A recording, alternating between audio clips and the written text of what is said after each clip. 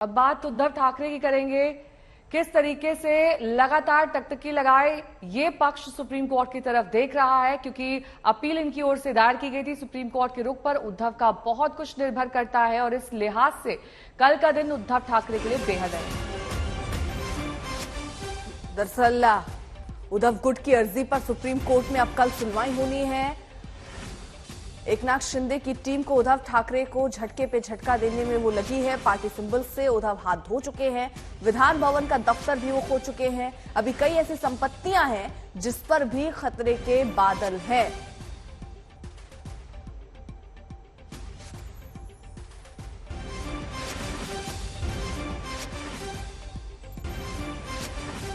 तो 3:30 बजे कल सुनवाई होनी है इस पूरे मामले पर। संविधान पीठ उद्धव की अर्जी पर सुनवाई करने वाली है।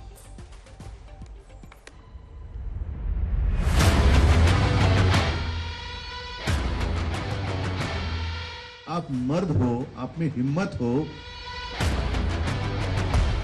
आप मेरा चुराया हुआ धनुष्य बाण लेकर मेरे सामने आइए, मैं मेरी मशाल लेकर सामने आता हूं, देखेंगे क्या होता है। उद्धव ठाकरे के लिए ये टीस देने वाली तस्वीरें हैं। विधान भवन में शिवसेना के जिस दफ्तर पर कभी उनका दबदबा होता था, अब वो हाथ से निकल चुका है। शिंदे खेमे का कब्जा फाइनल है, यानी उद्धव को झटके पर झटका है।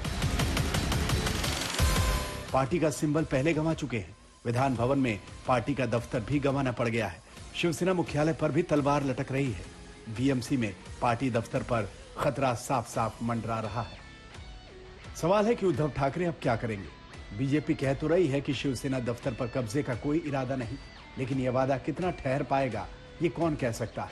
कल उद्धव ठाकरे कैमरे के सामने आए, खूब हुंकार भरी, दो हाथ करने का दम भरा। नाव आणि चेहरा वापरतायत तो काढण्याची हिंमत दाखवावी आणि स्वतःच्या वडिलांचं किंवा स्वतःच्या नावाने शिवसेना चालून दाखवावी।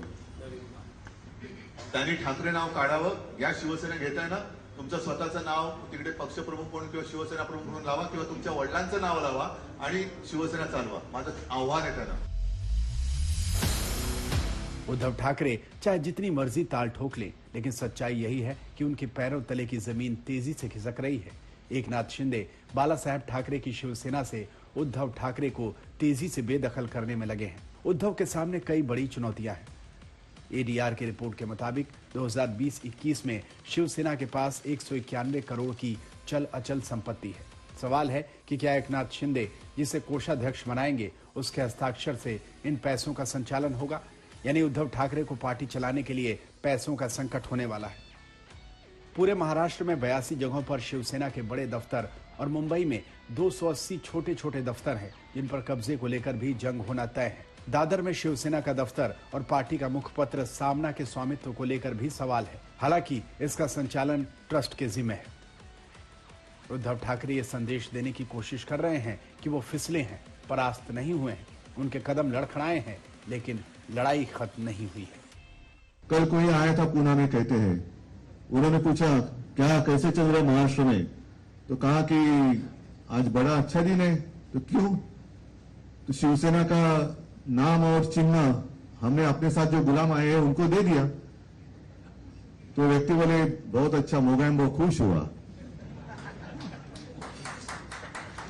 ये मोगैम्बो है। उद्धव के पास वक्त बेहद कम है। क्या वजूद की इस लड़ाई में वो खुद को बचा पाएंगे? ऋत्विक भालेकर, मुंबई, आज तक। तो नया उद्धव ठाकरे के सामने अब करो या मरो की नौबत है, इसलिए अब वो जमीन पर उतर रहे हैं। उद्धव ठाकरे ने समर्थकों के बीच अब जाने का फैसला किया है और अगले कुछ दिन उद्धव ठाकरे जमीनी अभियान में सक्रिय दिखाई दे सकते हैं, क्योंकि प्लान अभी फाइनल हो रहा है। उद्धव ठाकरे ये बात समझ गए हैं कि अगर जमीन बचानी है तो जमीन पर ही उतरना होगा।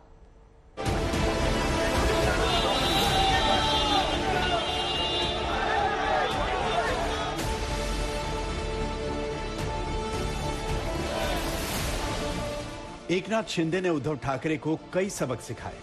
ये सिखाया कि सियासत में किसी को कमजोर आंकना बड़ी गलती साबित हो सकती है। ये भी सिखाया कि राजनीति अतीत के रिश्तों से नहीं चला करती, और ये भी सिखाया कि जरूरी नहीं कि पिता की विरासत बेटे को ही हासिल हो जाए।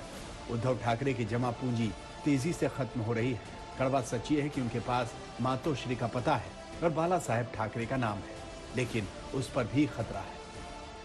पार्टी का नाम और सिंबल छिन जाने के बाद उद्धव गुट को अब ये डर है कि कहीं शिंदे गुट, शिवसेना भवन, पार्टी के डोनेशंस, फंड्स और अलग अलग शाखाओं पे अपनी नजर ना गड़ा बैठे। हालांकि एकनाथ शिंदे का कहना है कि इन सब चीजों से उन्हें कोई मतलब नहीं है, उन्हें नहीं चाहिए, उन्हें तो सिर्फ बाला साहेब ठाकरे के विचार आगे बढ़ाने हैं और उनकी लेगेसी को आगे लेकर जाना है। शिवसेना नाव चोरलं तरी ठाकरे नाव नाही चोरू शकत। त्याच्यामुळे एका गोष्टीत तर मी नक्कीच भाग्यवान आहे की मी बाळासाहेबांच्या आणि माच्या पोटी जन्माला आलो। ते भाग्य काही त्यांना मिळालेलं नाही आणि ते भाग्य त्यांना दिल्लीवाले काही देऊ शकत नाहीत। सवाल है कि अब उद्धव ठाकरे क्या करेंगे, किस राह जाएंगे, उनकी मंजिल क्या होगी, उनका भविष्य क्या होगा। राजनीति का नियम है, कुछ न समझ में आए तो जनता के बीच जाओ। क्रिकेट की तरह ही राजनीति में नेट प्रैक्टिस का बड़ा महत्व है। उद्धव को अपनी बुनियाद दुरुस्त करना है। खबर है कि उद्धव ठाकरे मुंबई में शाखा संपर्क अभियान चलाएंगे और पूरे महाराष्ट्र में शिव संपर्क अभियान भी चलाएंगे। 5 मार्च को उद्धव एक बड़ी रैली भी करने वाले हैं। इस अभियान का मकसद काडर को एक्टिव करना है, अपने समर्थकों में जोश भरना है। लेकिन उद्धव के पास ना तो ज्यादा विधायक बचे हैं, न सांसद और ना ही बड़े नेता। बारी बारी सब बिछड़ रहे हैं। बीजेपी लगातार उद्धव की जड़ें खोदने में लगी है।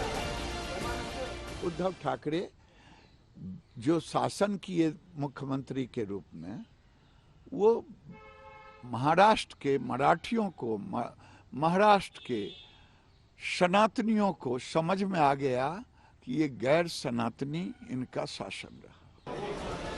उद्धव ठाकरे की राह आसान नहीं रहने वाली। बीजेपी की नजर उनके वोट बैंक पर है, तो उद्धव की उम्मीद सहानुभूति से समर्थन हासिल करने पर टिकी है। वो विक्टिम कार्ड खेल रहे हैं, लेकिन उनके साथ तेजी से खेला भी हो रहा है। क्या उद्धव कमबैक कर पाएंगे? सबसे बड़ा सवाल यही है। ऋत्विक भालेराव के साथ पंकज उपाध्याय, मुंबई आज तक। बेटा, सभी जानते हैं उद्धव ठाकरे के सबसे विश्वस्त व्यक्ति संजय राउत है। उनका एक नया बयान आ रहा है। वो कह रहे हैं कि जिन्हें जहां कब्जा करना है वो कर लें, हम अपने हिसाब से जवाब दे देंगे। ये तो आखिरी आशा का किरण है सुप्रीम कोर्ट। अब इस देश में सभी संस्थाएं खत्म हो गई है, मार दी गई है, हत्या हो गई लोकशाही की, लोकतंत्र की। तो अब एक ही आशा है, सर्वोच्च न्यायालय, सुप्रीम कोर्ट। वहां हम जाएंगे और न्याय की गुहार लगाएंगे। करने दीजिए, और क्या कर सकते हो। चोर होता है वो कहां भी घुसता है। अब जो और बड़ा चोर होता है, उनको लगता है कि मैं देश का मालिक बन गया हूं। हाँ, लेकिन ये चौकीदार नहीं है। चौकीदार यहाँ की जनता है, मराठी जनता है।